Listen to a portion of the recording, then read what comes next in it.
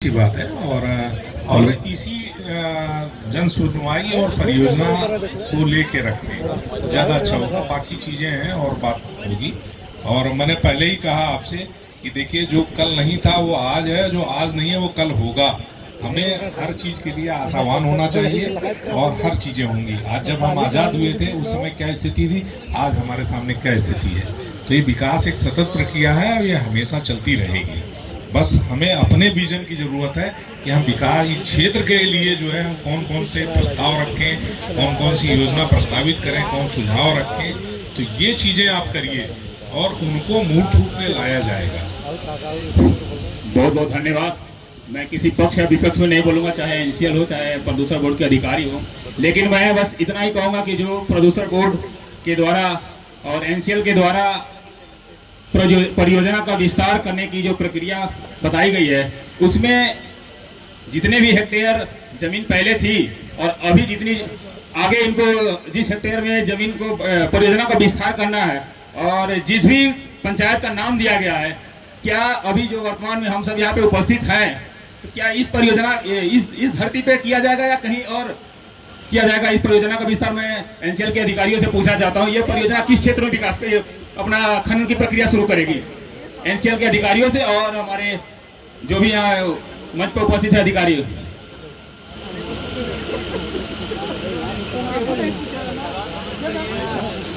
NCL वाले अधिकारियों से मेरा निवेदन है कि यह बताएं कि हमें जो खनन की प्रक्रिया की शुरुआत करनी है, क्या हमारे इस जो बांसी से लेकर मिश्रा भैरवा तक की जमीन जिसका गांव का नाम दिया गया है, क्या उसी जमीन पे हमारी परियोजना का विस्तार होगा या हमारे किसी और क्षेत्र में विस्तार होगा? इसका कृपया करके जवाब दें हमें।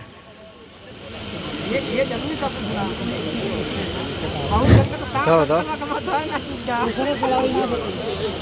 बताएं भाई, जिस विस्तार में जो आपने योजना में लिया है, जो गांव जो क्षेत्रफल लिया है, उसके संबंध में एक बार पुनः बता दें किन किन गांव में ये परियोजना होगी और शुरुआत होगी तो उन्हीं गांव में ही होगी।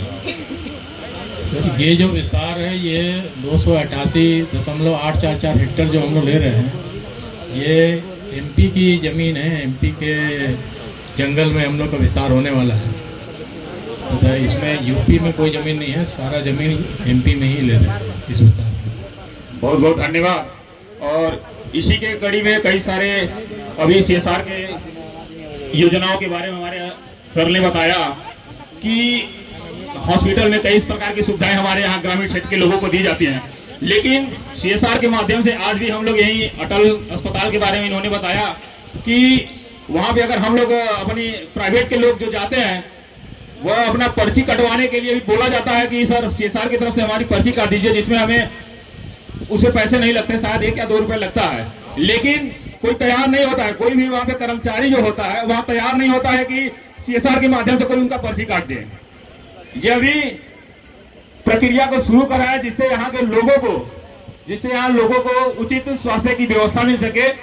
और इन्होंने बताया कि यहाँ पे साइकिल वितरण किया गया सीएसआर के माध्यम से या किसी प्रकार से एनसीएल के माध्यम से, लेकिन इस क्षेत्र के लोगों को शायद हमारी नजर में तो कोई दिखा ही नहीं है साइकिल वितरण के माध्यम से। इन्होंने बताया, सर ने बताया कि साइकिल वितरण किया गया है और बहुत सारी चीजें हैं। लेकिन एक हमारा जो सोनभद्र जिला है, इस क्षेत्र में तमाम प्रकार की कई सारी परियोजनाएं हैं, जैसे कि बिजली उत्पादन करने वाली भी है और हमारी कोयला उत्पादन करने वाली भी सब परियोजनाएं हैं। लेकिन इस परियोजना के द्वारा हम लोग प्रदूषण झेल ही रहे हैं, कई वक्ताओं ने बताया, लेकिन सबसे मूलभूत आवश्यकता यह है कि जो हमें बिजली मिलती है, हम एनसीएल से फ्री में मांगने की बात नहीं कर रहे हैं। हम लोग आज ही पैसे देते हैं, पहले भी पैसे देते हैं। जब से हमारे पास बिजली आई है तब से हम लोग सारे लोग पैसे देते हैं और आज आने वाले दिनों में भी पैसे देंगे। लेकिन बात यह है कि कहते हैं ना कि दिए तले अंधेरा, तो आज भी स्थिति यही बनी हुई है कि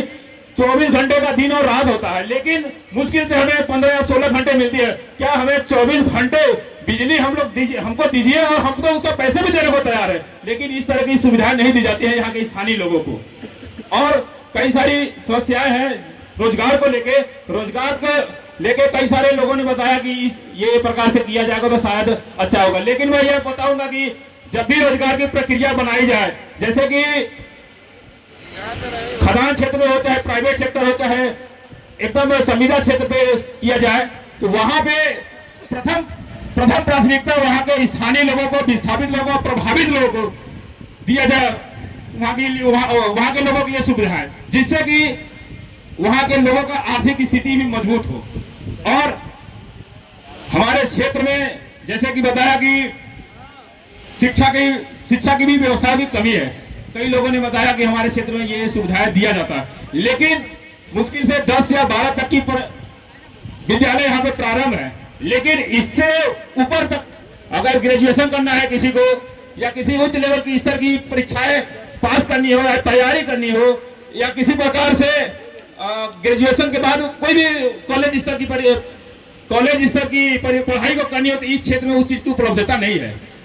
यहाँ पर अधिकारियों एवं एनसीएल के माध्यम से मैं बोलना चाहता हूँ कि आने वाले दिनों में थोड़ा सा दया दिखाइए इस क्षेत्र के लोगों को भी, जिससे यहाँ के भी क्षेत्र के लोग किसी क्षेत्र में जाकर अपने नाम को रोशन करें पढ़ने लिखने के बाद। क्योंकि उन लोगों को पढ़ने की भी बात आती है तो दिल्ली, लखनऊ, कलकत्ता जाना पड़ता है। यहाँ तो ITI तक की सुविधा सही से नहीं है। यहाँ सरकारी ITI नहीं है। गवर्नमेंट स्कूल जो 10 से 12 तक की चलने वाली सुविधाएं होती है, स्कूल जो होती है, जो भारत के संविधान में लिखा गया है कि सभी को निःशुल्क शिक्षा का देने का अधिकार है, दिया जाएगा, लेकिन वो भी नहीं मिल पाता है।